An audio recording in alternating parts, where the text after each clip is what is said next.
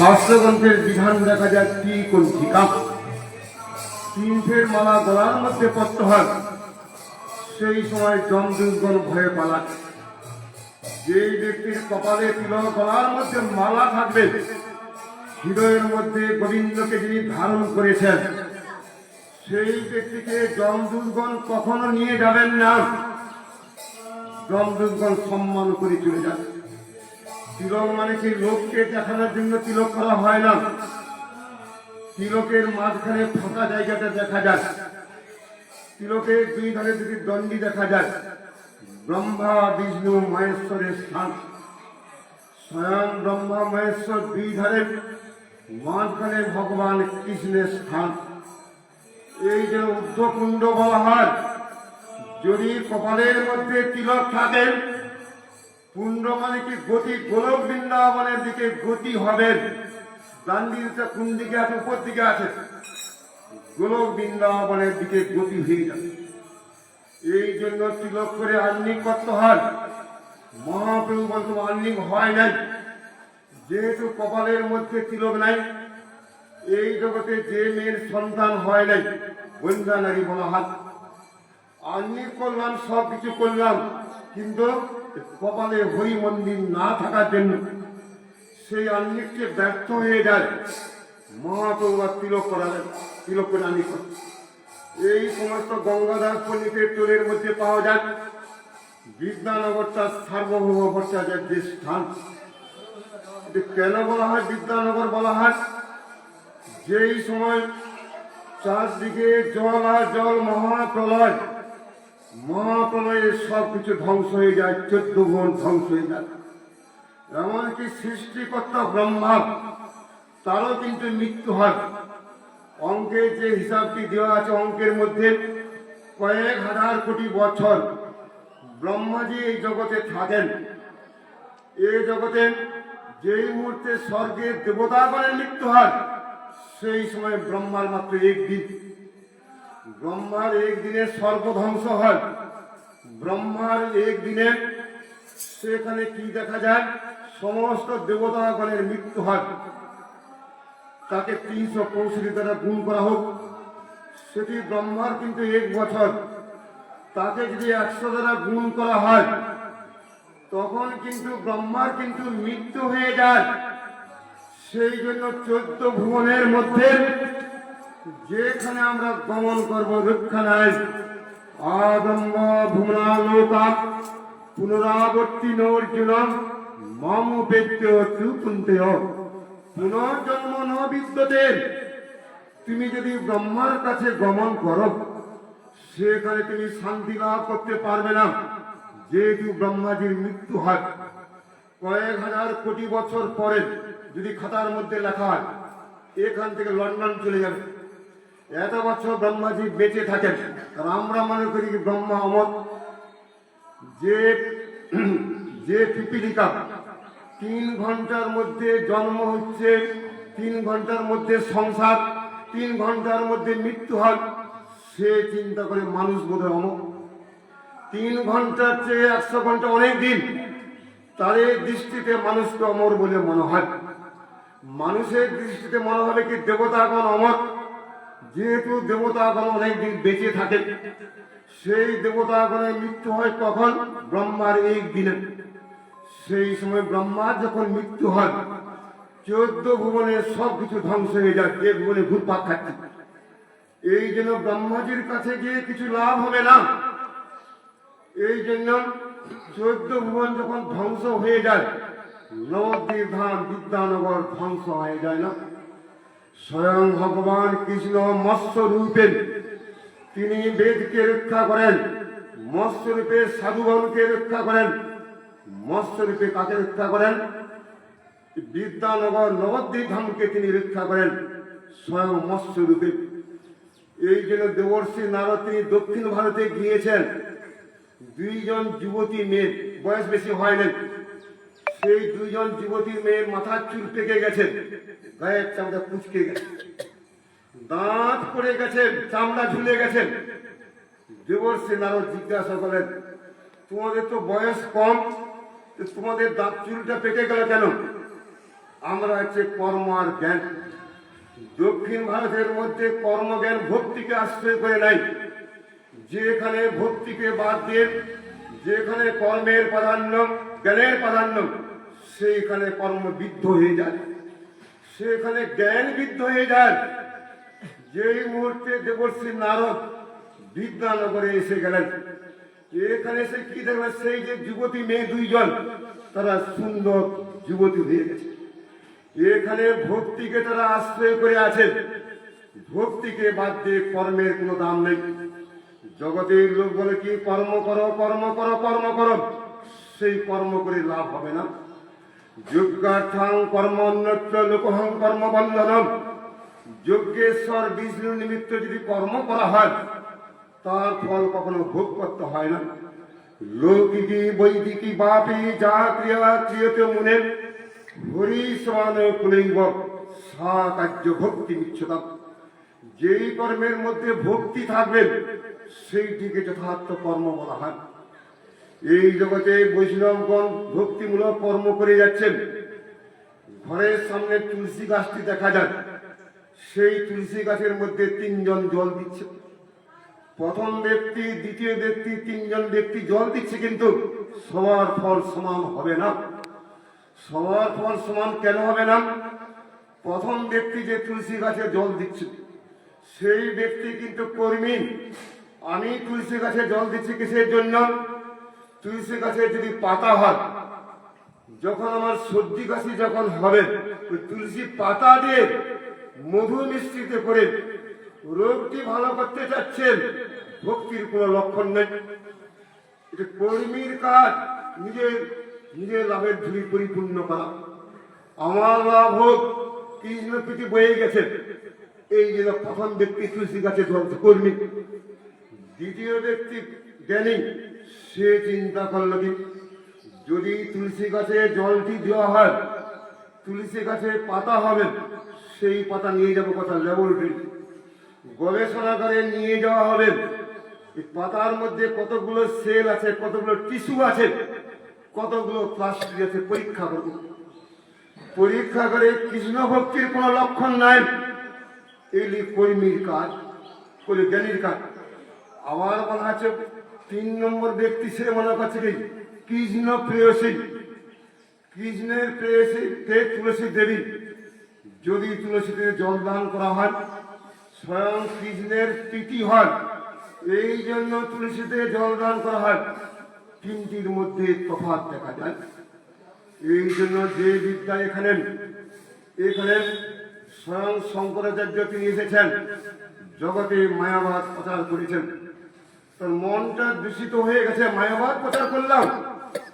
প্রভুর নাম প্রচার না করে স্বয়ং ভগবান কৃষ্ণ আদেশ করলেন, হে শিব ঠাকুর, তুমি একটা কাজ করো তো, জগতে মায়াবাদ প্রচার করো।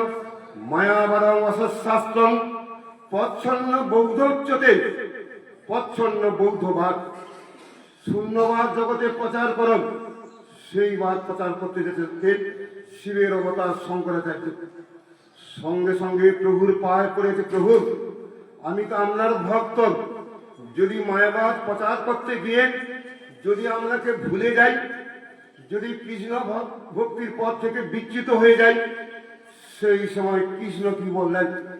প্রভু না বাঁধিবে তোমার বিষয় তরঙ্গ, আমি তোমাকে আদেশ করছি মায়াবাদ প্রচার করো।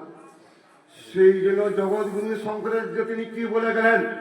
ভজ গোবিন্দং ভজ গোবিন্দং ভজ গোবিন্দং মূঢ়মতে।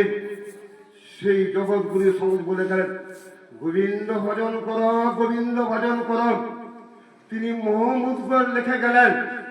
যে মোহাম্মদগড়ের পদ্য অনুবাদ আমি করেছিলাম, সেই বিখ্যাত গ্রন্থ, যেই শঙ্করাচার্য 6 বছর বয়সে সন্ন্যাস গ্রহণ করেছেন, মায়ের একমাত্র ছেলে যদি সন্ন্যাস গ্রহণ করে চলে যান, আমি কাকে নিয়ে থাকবো?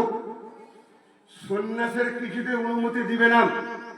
শেষকালে সেই শঙ্করাচার্য নদীর মধ্যে স্নান করতে গিয়েছেন। বিশাল কুমির পায়ের মধ্যে ধরে নিয়ে চলে যাচ্ছেন। সেই সময়, মা যদি তুমি সন্ন্যাসের অনুমতি দাও, কুমির কিন্তু নিয়ে যাবে না। অনুমতি যদি না দেওয়া হয়, কুমিরের পেটে আমি চলে যাব। মা তখন চিন্তা করলো, ছেলে যদি কুমিরের পেটে চলে যায়, ছেলেকে তো কোনো কালে দর্শন করতে পারবো না। সেই ছেলেকে যদি সন্ন্যাসের অনুমতি দেওয়া হয়, একদিন না একদিন সেই ছেলের সঙ্গে দেখা হবে। বাবা, তোমাকে আমি সন্ন্যাসের অনুমতি দিলাম। মাত্র 6 বছর বয়সে সন্ন্যাস গ্রহণ করে জগৎগুরু শঙ্করাচার্য চলে গেলেন। দক্ষিণ ভারতে বিশাল বন্যা হচ্ছে, চারদিকে জল আর জল। ইনি শিবের অবতার, অগাধ ক্ষমতা সম্পন্ন। ছোট্ট কলসির মধ্যে বিশাল বন্যা জলকে ঢুকিয়ে দিলেন। সেই শিবের অবতার শঙ্করাচার্য তিনি এখানে এসেছিলেন। তিনি তো দূরের কথা, এই যে কপিলের সাংখ্য, যেখানে ভগবানকে স্বীকার করা হয়নি, যেখানে প্রকৃতিকে স্বীকার করে 24টা তত্ত্বকে স্বীকার করে গেছেন। যদি ভগবান বলে কোনো বস্তু থাকে, সেই ভগবান নিষ্ক্রিয়, সেই ভগবানের কোনো ক্রিয়া নাই। সেই জন্য কেশব গোস্বামী মহারাজ বিখ্যাত গ্রন্থ মায়াবাদের জীবনীর মধ্যে বলে গেলেন, এই জগতে যদি পুরুষ যদি না থাকে, মায়েরা কখনো ছেলের জন্ম দিতে পারবে না। পুরুষ থাকার জন্য ছেলের জন্ম হয়।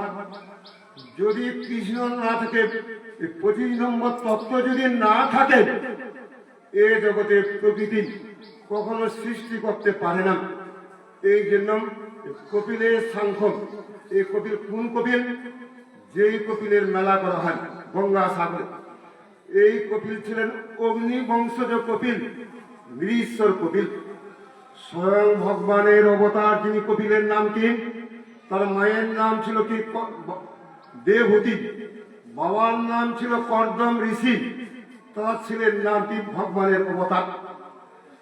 তিনি কিন্তু নন, ইনি কি কপিলের সাংখ্য।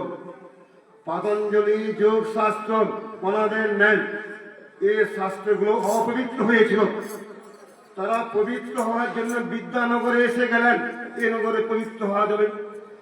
বিখ্যাত বিখ্যাত গুরুবর্গগণ এই জায়গাতে আসার জন্য জায়গার নাম কি? ব্যাসপীঠ বলা হয়। গুরুবর্গকে ব্যাস বলা হয়।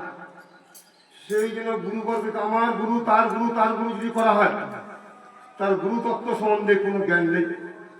এই জন্য গুরু তত্ত্বটা অখণ্ড তত্ত্ব। ওই আসনে যিনি বসতে যাবেন, তিনি স্বয়ং বেদব্যাসের আসন। ওই আসন সবাই দখল করতে পারে না। আজকাল ঘরে ঘরে গুরু দেখা যায়।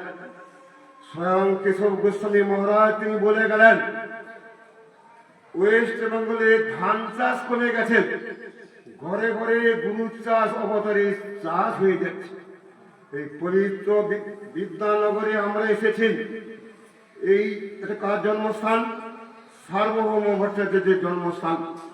ইনি ছিলেন বৃহস্পতির অবতার, দেবগুরু বৃহস্পতি তার অবতার। ইনি এখান থেকে পুরীধামে চলে গেলেন। বিখ্যাত পণ্ডিত, নৈয়ায়িক পণ্ডিত।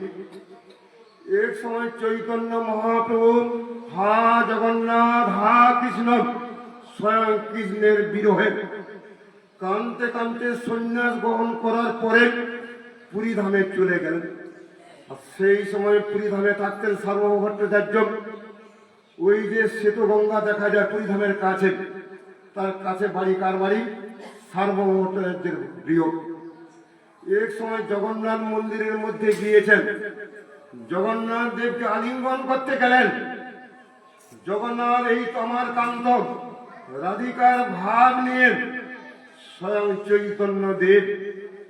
গৌর সুন্দরকে গোরা কেন বলা হয়? গোরা কেন বলা হয়?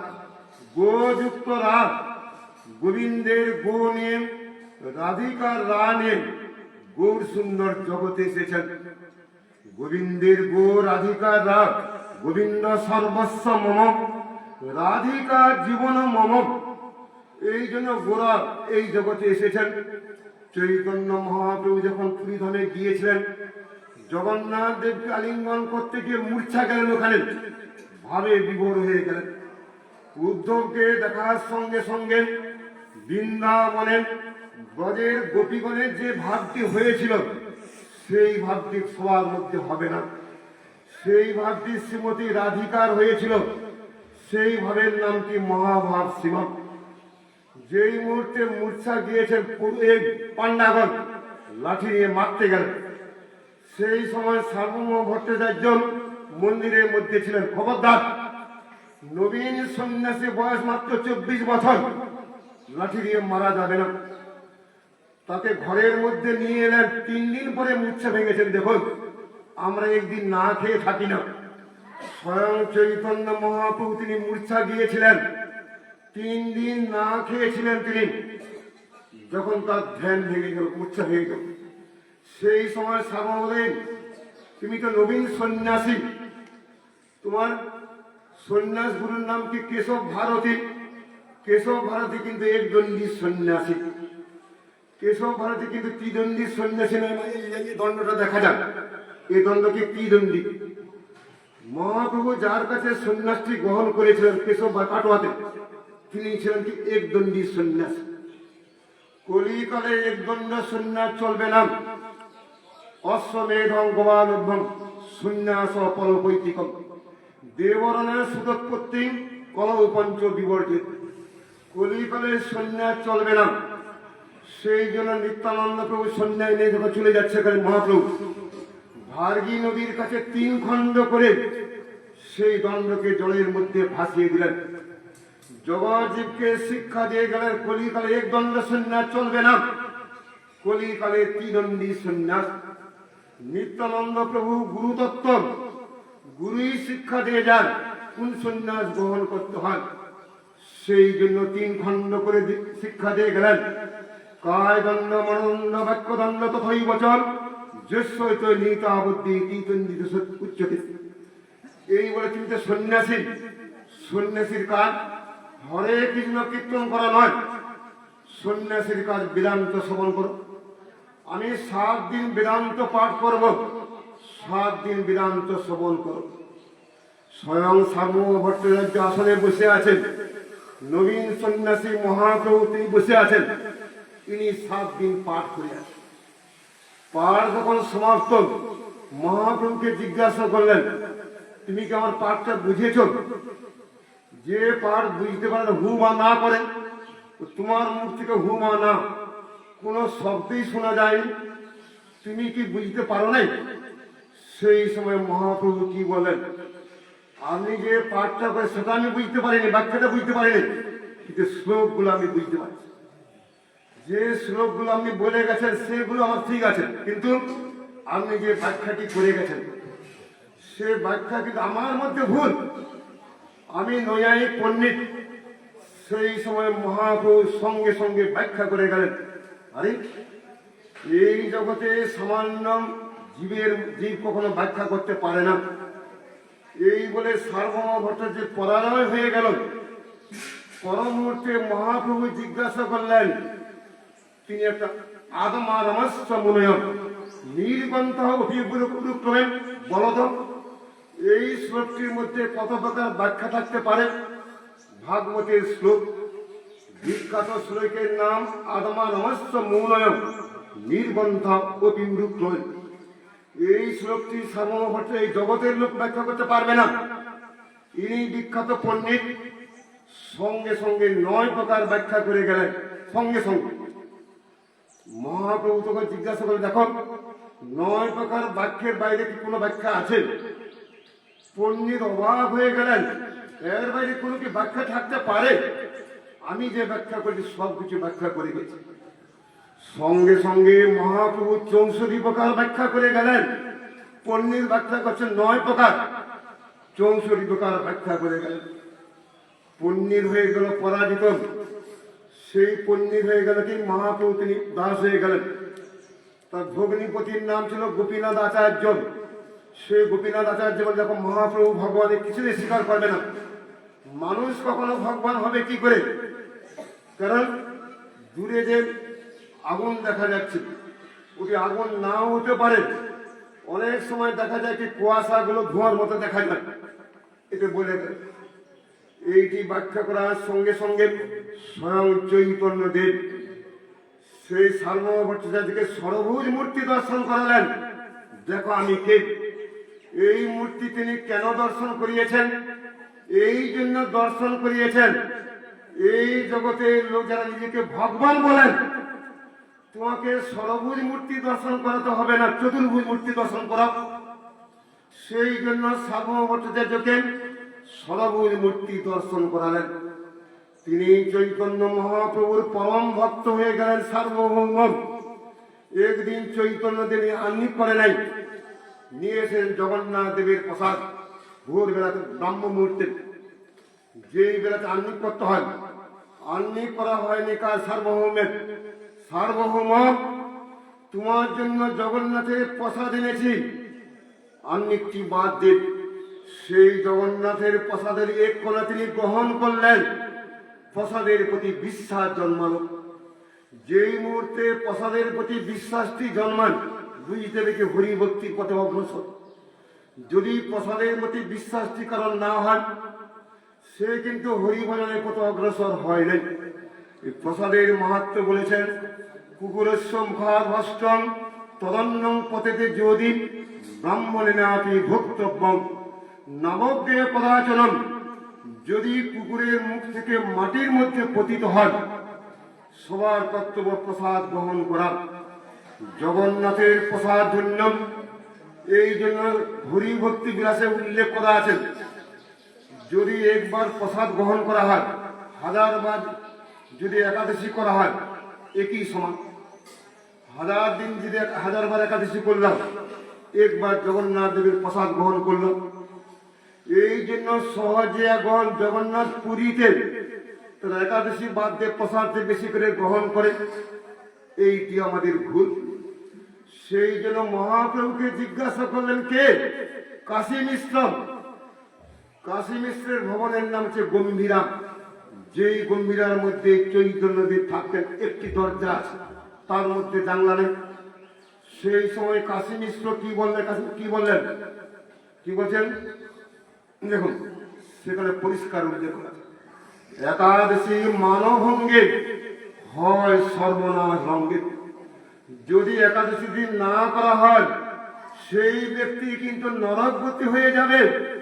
সেই দিন মহাপ্রসাদ বর্জন করতে হয়। যদিও হরিভক্তি বিলাসে উল্লেখ করা আছে, যদি একদিন মহাপ্রসাদ গ্রহণ করা হয় 1000 টাকা ফল লাভ করা হয়। ওই জন্য পুরীধামে বলছে গাছের মধ্যে বাঁধা আছে। গাছের মধ্যে কে বেঁধেছে? তুমি তো বেঁধেছে। স্বাস্থ্যগ্রন্থ তো বাঁধে নেই। তুমি তোমার প্রসাদ বিক্রি করার জন্য বেঁধে আছো, সেটি হবে না।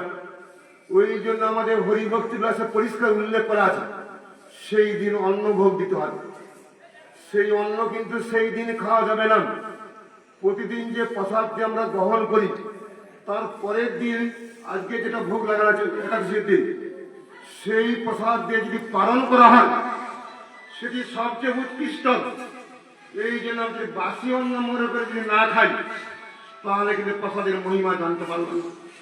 এই জন্য আমাদের কর্তব্য কি, যেইগুলো আগের দিন আমরা গ্রহণ করেছি, ভোগ দিয়েছি, সেই প্রসাদ দিয়ে পালন করতে হবে। সেটি মহাপ্রভু বলে গেলেন। মহাপ্রভু প্রসাদ ধন্য জগৎ করিল ধন্য, জগৎকে ধন্য করে গেছে। প্রসাদের প্রতি বিশ্বাস জন্মাতে হবে। এই যে বিদ্যা স্থান, জৈমিনীর পূর্ব মীমাংসা জৈমিনী ঋষি তিনি এসেছেন, যেখানে কর্মকে শ্রেষ্ঠ বলে মনে করেছেন। যদি ভগবান যদি কেউ থাকে কর্মের অধীন, পূর্ব মীমাংসা শেষকালে স্বয়ং বেদব্যাস তিনি এসে গেলেন, না এর দ্বারা জগতের মঙ্গল হবে না।